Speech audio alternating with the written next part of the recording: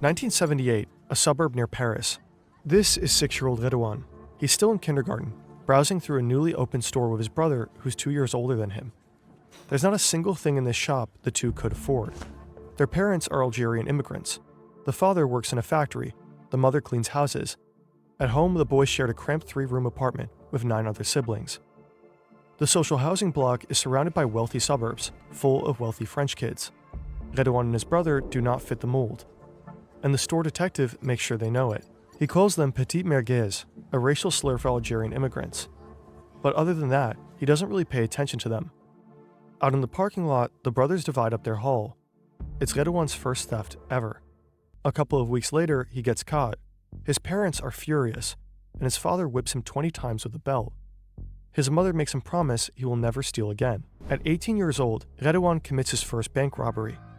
He walks in armed, holds the bank employee at gunpoint, and threatens her with a line straight from the French crime film, Marine. "Shut up.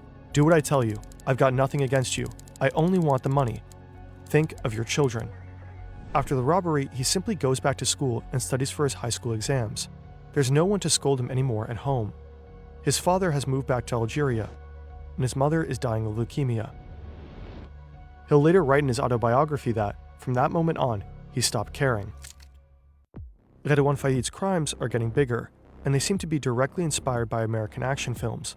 During a heist, he and his crew end up taking a bank director and his family hostage. They are wearing rubber masks with the faces of famous politicians, just like Patrick Swayze in Point Break. Redouane even delivers a line from the movie when they leave the scene. "Thank you very much, ladies and gentlemen, and please don't forget to vote!" In another hostage situation 2 years later, Faïd and his men show up in sharp black suits in homage to Tarantino's Reservoir Dogs. An industrial area on the outskirts of Paris, Faïd is behind the wheel of a Renault. He spots his target, a 6-ton armored truck with 3 armed guards inside, and slams his car straight into it. Within seconds, 2 more cars appear, blocking the truck from the front and back. 5 men in hockey masks jump out, AK-47s in hand, just like in the movie Heat. They surround the truck, moving fast. One of them slaps an explosive-looking package onto the windshield. The guards step out and surrender. Faïd and his crew start emptying the truck, but there's a problem. It's simply too much cash. Moving the money out takes way too long. After just 3 minutes, police are on the scene. Gunfire erupts. Faïd takes a bullet to the shoulder. He does manage to escape with his crew, but he has lost blood on the crime scene. Now the police have his DNA and start to investigate his identity. And if they catch him, he's looking at 15 years behind bars. Outside, the police are searching for him across the entire city. A few hours earlier, Faïd was arrested on a train heading from Germany to France. German federal police took him into custody. The court cites a psychiatric assessment describing him as a social predator and gifted at manipulation. He uses his charm and intelligence to control others and get what he wants. Faïd himself says that for him, it was always about the adrenaline. He says he is addicted to it and calls himself a sick man.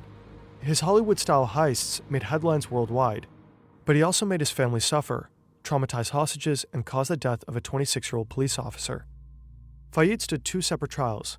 For his heists, his role in Henri Fouquet's death, and his 2 escapes from prison. He was sentenced to a total of 39 years in jail. His lawyer says he's been held in solitary confinement since 2019. He is strip-searched up to 5 times a day at random intervals. At least 4 guards escort him to each and every one of his phone calls. And even then, his hands have to remain in shackles. Faïd himself says he feels like he's been buried alive.